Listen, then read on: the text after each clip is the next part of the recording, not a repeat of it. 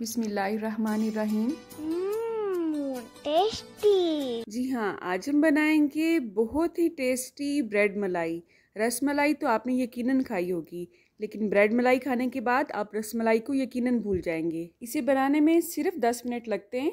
तो इस गर्मी में अगर आप जल्दी से कोई मीठा बनाना चाहते हैं जो कि टेस्टी भी हो और झटपट बन जाए, तो ये रेसिपी परफेक्ट है आपके लिए। हम कोशिश करेंगे कि किचन में मौजूद अज्जा से ही इसे रेडी करें।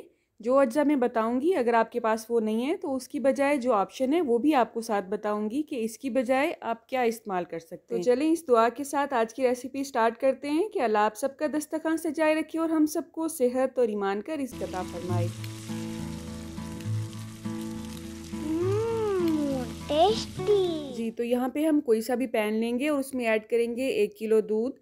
यहाँ जो दूध मैं इस्तेमाल कर रही हूँ वो गाय का है और उबला हुआ है। तो आप जो भी दूध इस्तेमाल कर रहे हैं, खुला है चाहे पैकेट वाला है, अगर वो उबला हुआ नहीं है तो आपने उसे एक उबाल आने देना है, ठीक है।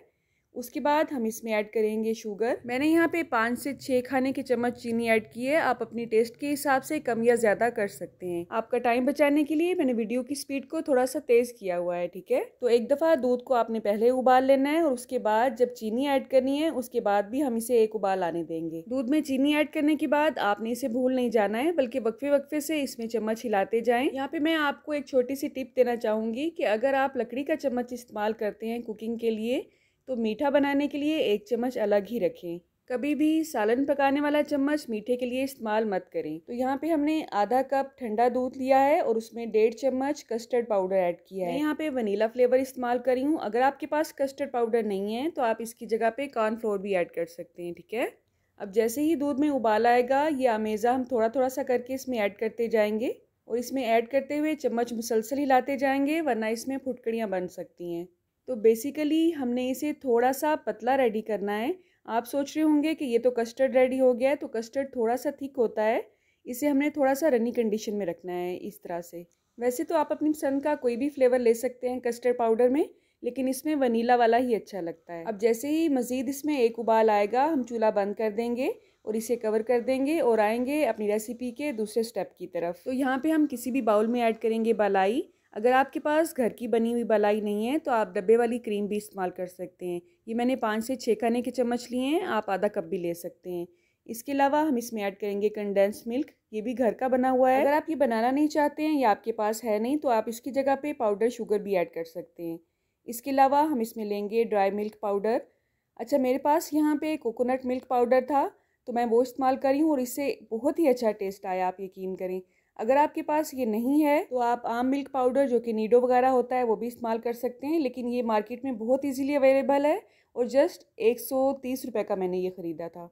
अब यहाँ पे आप शुगर को चेक कर सकते हैं मिक्स करने के बाद। अगर आपको कम लगे तो आप ज़्यादा ऐड कर दें और अगर आपको ज़्यादा लगे तो आप इसे बर्दाश्त करें या फिर इसमें थोड़ी सी मलाई मज़ीद ऐड कर दें। तो इसे जस्ट हमने अच्छी तरह से मिक्स करना है। अगर इसमें कोई लम्स वगैरह रह जाते हैं तो आपने परेशान बिल्कुल नहीं होना है, खाते हुए इसमें बिल्कुल भी फील नहीं होगा ये।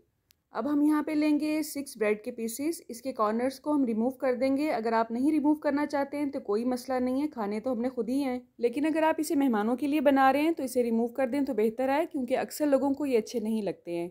अब हम एक एक ब्रेड का पीस लेते जाएंगे और इस अमेज़े को इवनली सब पे स्प्रेड करते जाएंगे और उसके बाद एक एक ब्रेड का पीस इसके ऊपर रख के इसे क्लोज कर देंगे और अपने पसंद के हिसाब से इसकी कटिंग कर लेंगे।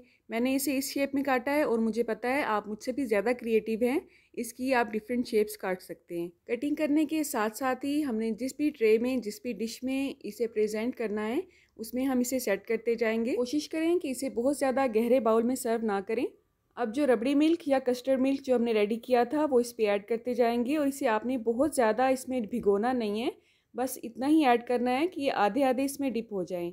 जो अमेज़ा हमने इसकी फिलिंग में ऐड किया था वो थोड़ा सा मेरे पास बच गया था, तो हर पीस के ऊपर थोड़ा थोड़ा सा मैंने वो भी ऐड कर दिया है। इससे इसका टेस्ट और भी अच्छा आएगा इंशाल्लाह।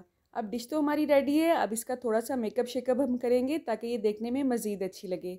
रसमलाई में क्योंकि पिस्ते तो मस्ट होते हैं, तो पिस्ते भी मैंने इसमें ऐड किए हैं। और अगर आपके पास कोई और ड्राई फ्रूट है, काजू या बादाम वगैरह, तो वो भी इस तरह लंबे पीसेस में काट के ऐड कर सकते हैं आप। आप यकीन करें मेरे घर वालों को ये रसमलाई से भी ज़्यादा टेस्टी लगी।